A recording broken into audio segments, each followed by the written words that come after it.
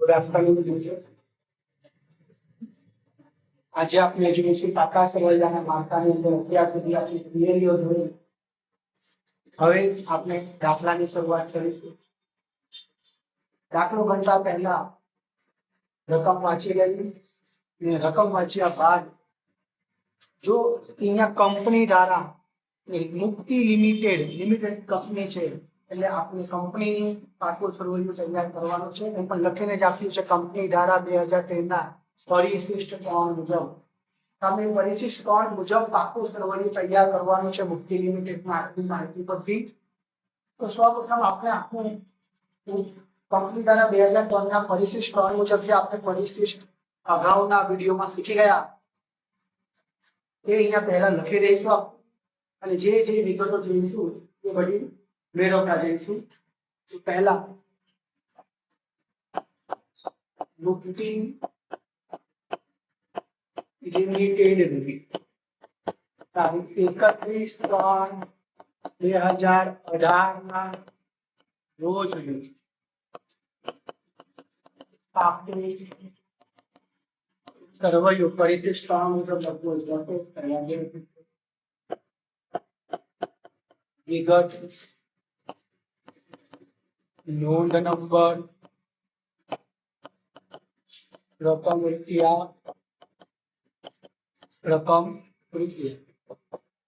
પહેલો હેડ આવશે ઇક્વિટી અને જવાબદારી જેની અંદર પહેલું મથાળું હશે શેર હોલ્ડરના ભંડોળ. એની અંદર બે પેટા વિભાગ શેર મૂડી અનામત અને વધારો અને 1 નંબર અને 2 નંબર. પહેલા આખું લખી દઈશું. 2 નંબર પર આવશે બિન ચાલુ જવાબદારી. આપણે બીજા અક્ષર લખી દીધા.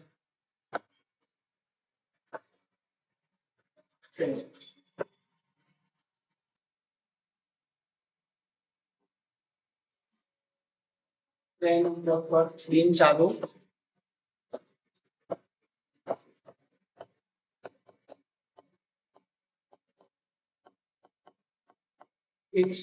લાંબા ગાળાની જવાબદારી. એમાં પહેલું આવશે લાંબા ગાળાના ઓછીના નાના પછી જવાબદારીની પણ અન્ય લાંબા ગાળાની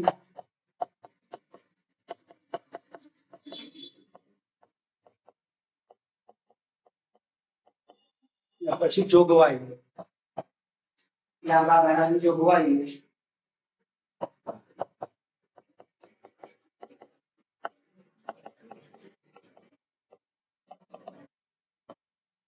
પછી 3 નંબર પર આવશે ચાલુ.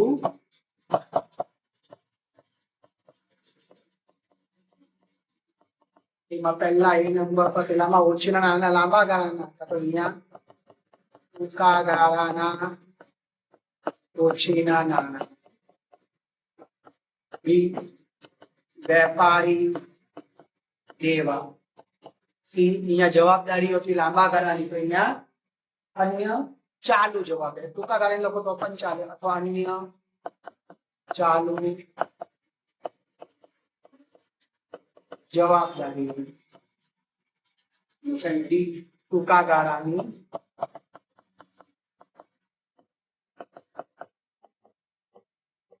જોગવાઈ. આ તમારું ટોટલ મૂડી દેવા બાજુ. તો આમાં લાંબા ગાળાના ઓછીના નાનાને 3 4 5, ટૂંકા ગાળાના ઓછીના નાનાને 6 ને 7 8 અને 9 હેડ તમારા રેડી થઈ ગયા. પછી અહીંયા સરવાળો. પછી બીજો હેડ કાકા સરવૈયાનો શરૂ થશે મિલકત. એમાં પહેલો હેડ આવશે કાયમ બિન ચાલુ મિલકતો.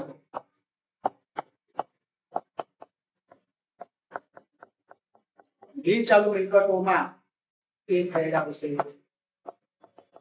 કાયમી મિલકતો એમાં બે પેટા વિભાગ, એક દ્રશ્ય, બીજું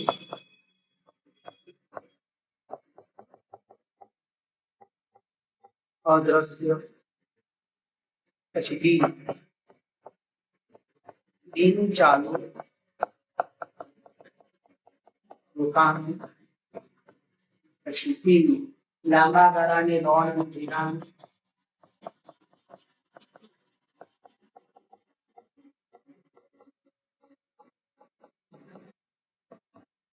પછી ડી અન્ય બિન ચાલુ મિલકતો.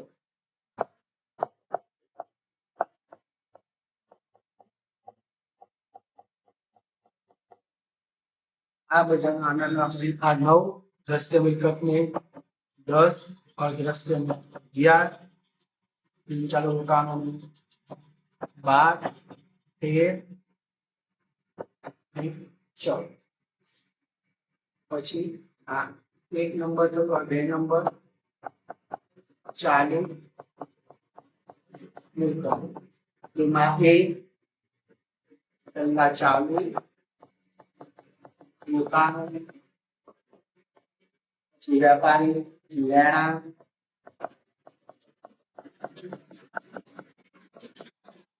ક્રિયાઓ છે વેપારી લેણા, પછી રોકડ અને ચાલુ રોકાણ, પછી માલ સામગ્રી માલ સામગ્રી પછી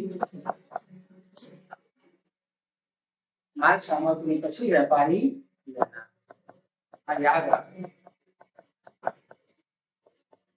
પછી રોકડ અને રોકડ સમકક્ષ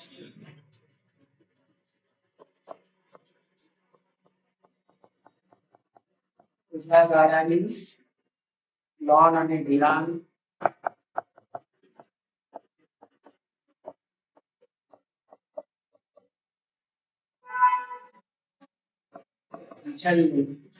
અન્ય ચાલુ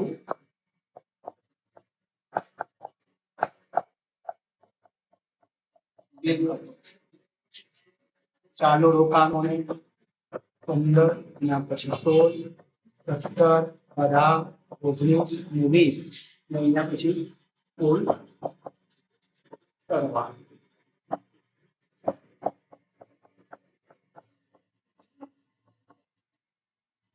હવે જેમ પહેલા આપણે આખું ફોર્મેટ તૈયાર કરી દેવું, પછી એક એક વિગત અંદરથી જોઈને લખતા જઈએ. તો પહેલા છે નોંધ નંબર 1. શું આપેલું છે? શેર મૂડી. તો પહેલા નોંધ નંબર 1 માં જે શેર મૂડી છે એ શેર મૂડીને આપણે પહેલા શેર મૂડીમાં કઈ કઈ વિગત છે તો શેર મૂડીમાં જો ઇક્વિટી શેર મૂડી અને પ્રેફરન્સ જે વિગત આવી જાય તેને ટિક કરતા જાઓ. ઇક્વિટી શેર મૂડી કેટલી છે? 7,50,000 અને 8%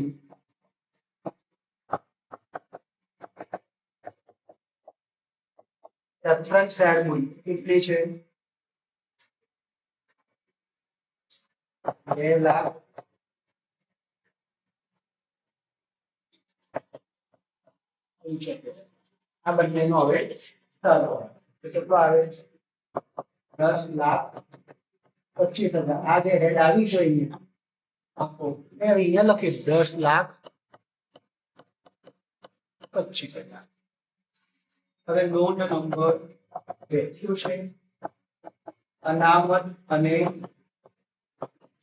વધારા. દાખલાની અંદર અનામત અને વધારામાં સામાન્ય અનામત, કારીગરો વળતર અનામત, પછી મૂડી અનામત, પિંક ફંડ, આ બધી જે અનામતો છે એમાંથી કઈ વિગત અહીંયા છે? સામાન્ય. ખાલી સામાન્ય અનામત છે કેટલી?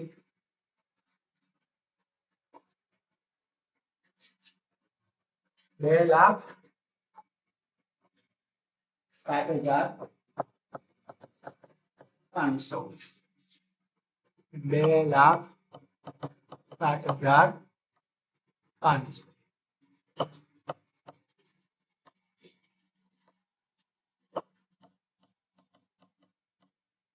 બરાબર. ત્યાર પછી કઈ વિગત છે? નાનું તો કામ થતું હતું. નોંધ નંબર 1 અને 2 પૂરું થયું.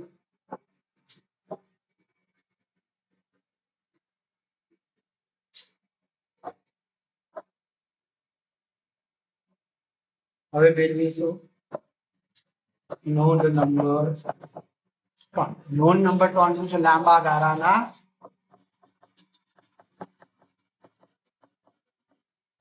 ઓછીના નામ. બેંક પાસેની લીધેલી 12 માસથી વધારે સમયની લોન, ડિબેન્ચર બહાર આવ્યા હોય, કોઈ સગા સંબંધી પાસે 12 માસથી વધારે સમયગાળા માટે લોન લીધા હોય, ઓછીના નાના લીધા હોય, એ બધી રકમ અહીંયા આવે. તો અહીંયા કોઈ એવી રકમ છે કે જેમાં લાંબા ગાળાની લોન, કોઈ મોર્ટગેજ લોન એ લાંબા ગાળાની હોય છે. કેટલી આપેલી છે? 1,55,000. અહીંયા લખીશું 55,000.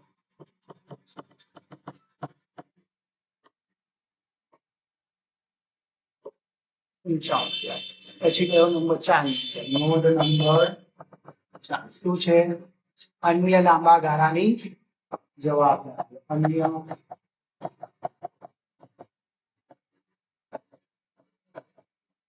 આખા ચેપ્ટરમાં બાય ચાન્સ જ આ રકમ આવશે. ડિબેન્ચર ફરજનું પ્રીમિયમ અને આરપીએસ ફરજનું પ્રીમિયમ એ લાંબા ગાળાની જવાબદારીઓના આ દાખલામાં નથી. કોઈ દાખલામાં નથી આવવાની. મોસ્ટ ઓફ નથી આવતી. આવે તો આ બેમાંથી જ એક હશે. લાંબા ગાળાની જોગવાઈ. લાંબા ગાળાની જોગવાઈ. આ બે જોગવાઈઓમાં એક સૂચિત ડિવિડન્ડ ની જોગવાઈ અને કરવેરાની. ચાલો પછી એ છે ચેક કરો. કરવેરાની જોગવાઈ આપેલી છે.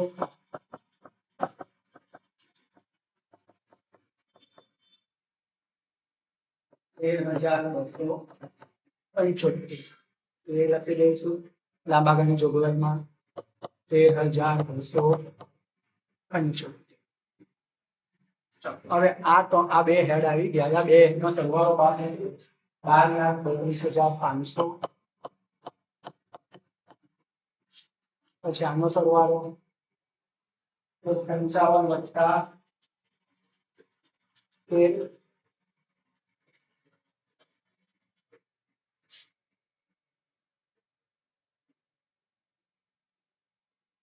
લાંબા ગાળાની જોગવાઈઓ. જોગવાઈઓ બાકી નથી. લાંબા ગાળાની જોગવાઈઓમાં સોરી મેં ભૂલ કરી. લાંબા ગાળાની જોગવાઈઓમાં કરવેરા નહીં આવે. બરાબર. સોરી, લાંબા ગાળાની જોગવાઈમાં કરવેરા નહીં આવશે. લાંબા ગાળાની જોગવાઈમાં કર્મચારીઓને લગતા ખર્ચા એક છે. Pension fund, provident fund, gratuity એ લાંબા ગાળાની જોગવાઈઓમાં. આ ભૂલ થાય ધ્યાનમાં રાખજો. તો કર્મચારી કલ્યાણ ફંડ કેટલું? 42,500. સરવાળો બોલો. 1,97,500. હવે ટૂંકા ગાળાના ઓછા જે 12 માસથી ઓછા સમયગાળા માટે તમે લીધા, જેના કેશ ક્રેડિટ, બેંક ઓવરડ્રાફ્ટ. બરાબર. 12 માસની અંદર 12 માસથી ઓછા સમયગાળા એવું કંઈક છે કે અહીંયા આપેલું છે કેશ. તો અહીંયા લખીશું નોંધ નંબર 6. ટૂંકા ગાળાના ઓછીના નાના. શું છે એની અંદર? Cache credit. કેટલા રૂપિયા? 37,500. Cache credit 37,500.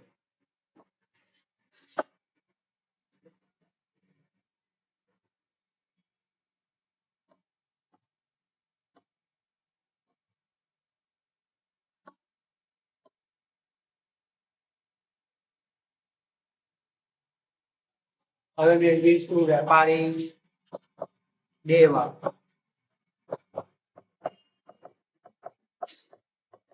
વેપારી દેવામાં બે જ આવે, દેવાદારો પણ દેવા છે, લેણદારો અને દેવી.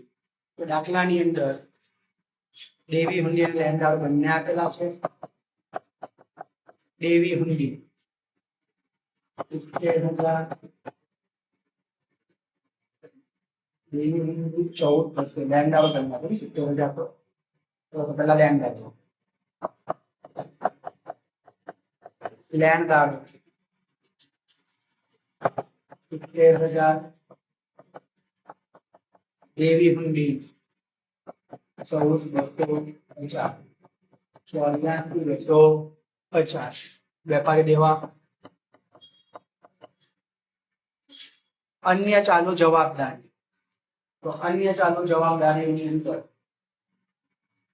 જે 12 માસની અંદર અન્ય ચાલુ જવાબદારીઓમાં જે જવાબદારી તમે ટૂંકા ગાળામાં 12 માસની અંદર ચૂકવવા પાત્ર છે એવી તમામ રકમ. હવે અહીંયા જોઈ શકો ખર્ચ અંગેના જે લેણદારો છે ને એ બી અન્ય ચાલુ જવાબદારીઓમાં આવે. અને 12 માસની અંદર કોઈ એવી કોઈ જવાબદારી ચૂકવવાની હોય એ પણ અન્ય ચાલુ જવાબદારીમાં આવે.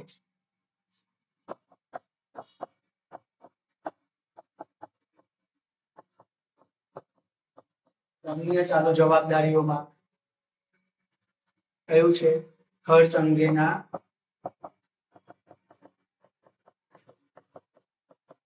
લેણદારો. કેટલા છે?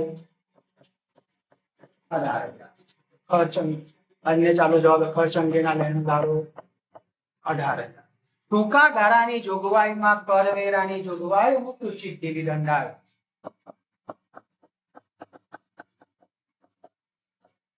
બેમાંથી કોઈ એક વિગત હોય તો અહીંયા કરવેરાની જોગવાઈ છે. કેટલું? 13,275.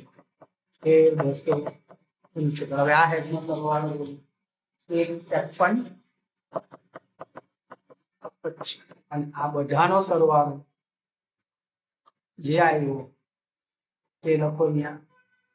ટોટલ સરવાળો કેટલો આવે છે આ બધાનો? 15,83,000.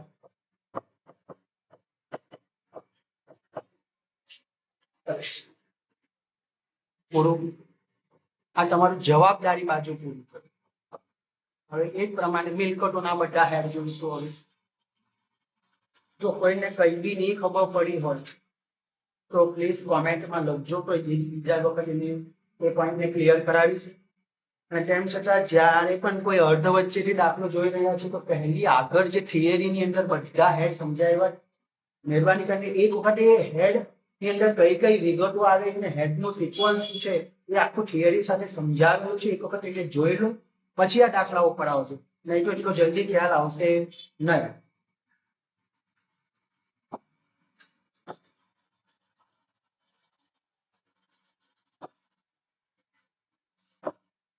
મિલકતોની અંદર પહેલો બિનચાલુ મિલકતોમાં પહેલા દ્રશ્ય મિલકતો લઈશું. નોંધ નંબર 10. દ્રશ્ય મિલકતો જે વિગતોમાં તો યંત્રો દ્રશ્ય મિલકતમાં આવે. ઓફિસ સાધનો બે વિગતો છે. યંત્રો કેટલા? 9 લાખ. ઓફિસ સાધનો કેટલા? 2,40,300.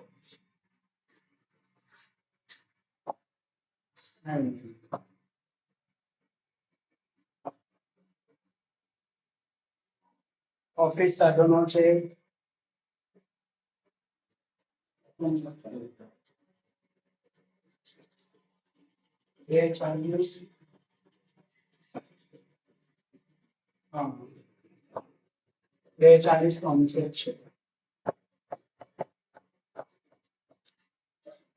2,40,300 આ બંનેનો સરવાળો 11,40,300.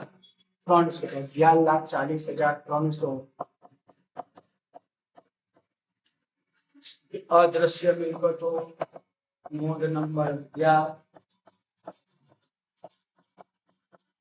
અદ્રશ્ય મિલકતોમાં પાઘડી પેટર્ન કોપીરાઇટ લાયસન્સ ડિઝાઇન આ બધી સામાન્ય કોઈ એમ કહે છે કમ્પ્યુટર સોફ્ટવેર છે કમ્પ્યુટર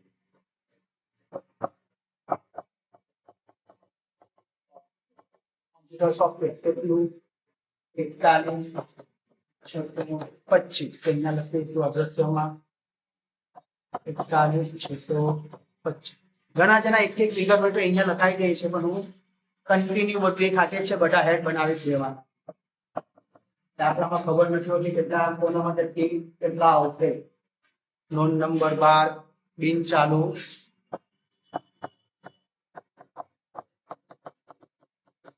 12 માસથી ઓછા સમયગાળા માટે તમે રોકાણ કર્યું હોય તેવા તો બિન 12 માસથી વધારે સમયગાળા બિન ચાલુ એટલે લાંબા ગાળાના તો એવા એક જ રોકાણ દેખાય છે YJ લિમિટેડના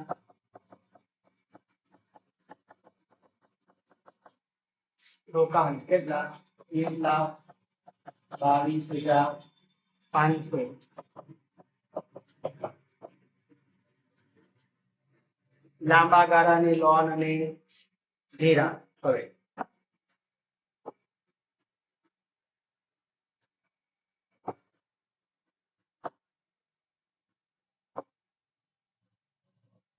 કયા નંબરનું હેડ છે 10 લાંબા ગાળાની લોન અને તમે કોઈને ધિરાણ કરી હોય ડિપોઝિટ મૂકી હોય 12 માસથી વધારે સમયગાળા માટે તમે કોઈને લોન કે આપી હોય તેવી તમે ડિપોઝિટો હોય તો એ ડિપોઝિટો બધી અહીંયા હોય તમે કોઈને લાંબા ગાળાનું લોન ધિરાણ આપ્યું છે સદનનું વ્યાજ કોઈને લોન આપ્યું છે એવી કોઈ વિગત દાખલામાં આપેલી નથી તો લાંબા ગાળાની લોન ધિરાણમાં શું આવશે યસ નોંધ નંબર 14 અન્ય બિન ચાલુ મિલકતો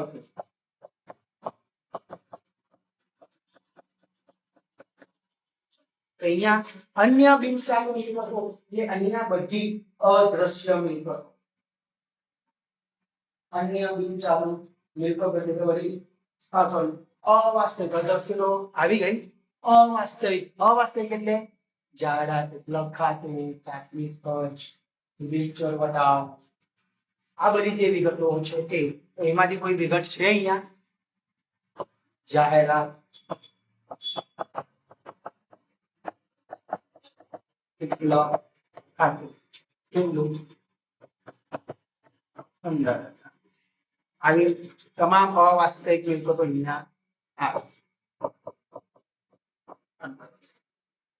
હવે નોંધ નંબર 15 ચાલુ રોકાણ 12 માસથી ઓછા સમયગાળામાં રોકાણ જેવા છે કોઈ ચાલુ રોકાણ કોઈ આપેલી નથી વિગતોમાં જોઈએ તો રોકાણોમાં ચઢેલું વ્યાજ છે સ્પેર પાર્ટ માલ સામગ્રીમાં ઉતાવળ માલ સામગ્રીમાં હોય નોંધ નંબર 16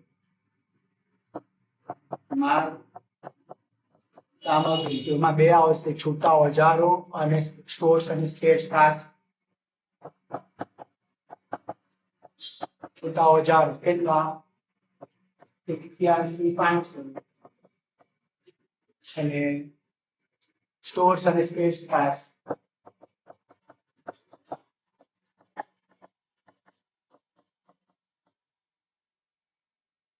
50,000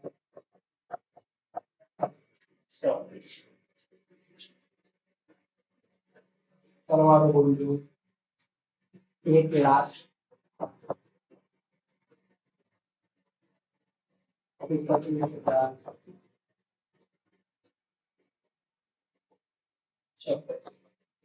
1,31,600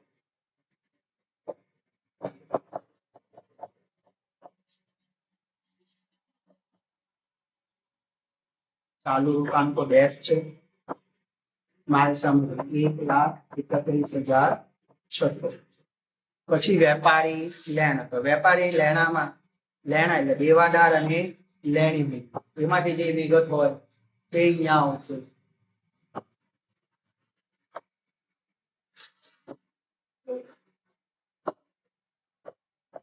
નોંધ નંબર 17 વેપારી લેણા, તો પહેલા દેવાદારો કેટલા 95,000, લેણી ઊંધી છે નથી આપે, ખાલી દેવાદારો 95,000 આવશે.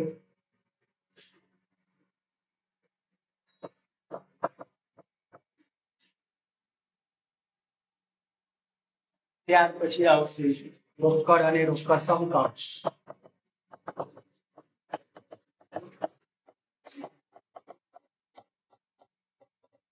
હું લખું છું એની જગ્યાએ ખાલી નોંધ નંબર લખી તો બી ચાલે, કારણ કે તમે અહીંયા બધામાં નોંધ નંબર પહેલેથી આપેલી જ છે. તો નોંધ નંબર 18 શું છે? તો રોકડ અને રોકડ સમ, ખાલી નોંધ નંબર લખી આ નહીં લખો, એની અંદર આવતી વિગત લખી દો તો પણ ચાલે.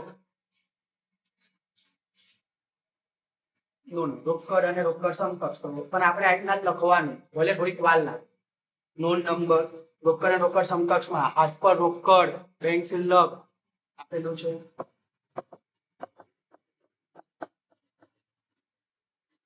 ₹11,500.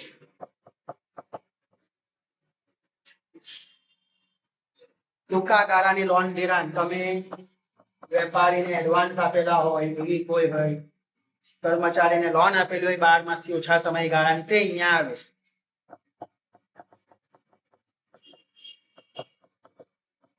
એવી કોઈ વિગત છે અહીંયા ટૂંકા ગાળાની લોન ધિરાણ? યસ. છેલ્લે નોંધ નંબર 20 અન્ય ચાલુ મિલકત, જે મળવાનું બાકી હોય એ. અને બીજું કે જે અવાસ્તવિક મિલકતો જો એ 12 માસની અંદર માંગી વાળવાની હોય એ પણ અહીંયા રહેવા. અવાસ્તવિક મિલકતો જેને ડિબેન્ચર હતા 12 માસમાં માંગી વાળવાનું, તો એ તો 12 માસમાં જે વચાવ માંગી વાળવાનું તે અન્ય ચાલુ મિલકતોમાં જશે. અને મળવાનું બાકી હોય કોઈ બી આવો એ ચઢેલું વ્યાજ જોઈએ મળવાની બાકી છે એ ચઢેલું વ્યાજ 25,500. ટૂંકા ગાળાની લોન ધિરાણ તો છે નહીં. 25,500 આ બંને હેડનો સરવાળો થાય 13,19,425 અને આનો સરવાળો થશે 2,63,600. આ બંનેનો સરવાળો હતો તો 15,83,025. તમે જોશો તો ઉપર અને નીચે બંનેના સરવાળા કેવા થઈ જશે? સરખા.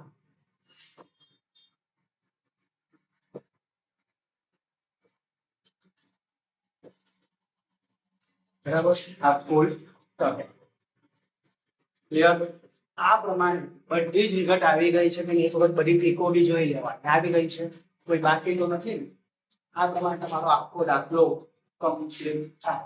પહેલા તમે રકમ વાંચો, ફોર્મેટ તૈયાર કરો, ફોર્મેટ તૈયાર કર્યા પછી દરેક હેડના નંબર આપાઈશ, એ નંબર મુજબ દરેક હેડમાં કઈ કઈ વિગત આવે છે લખતા જાઓ, દાખલો પૂરો થઈ જશે. સમય લાગે છે પણ જેમ જેમ પ્રેક્ટિસ કરશું તેમ તેમ દાખલો જલ્દી. કઈ સમજ પડે તો જરૂરથી કોમેન્ટ કરજો, જેથી મને મારી ભૂલ ખબર પડે. જય શ્રી કૃષ્ણ.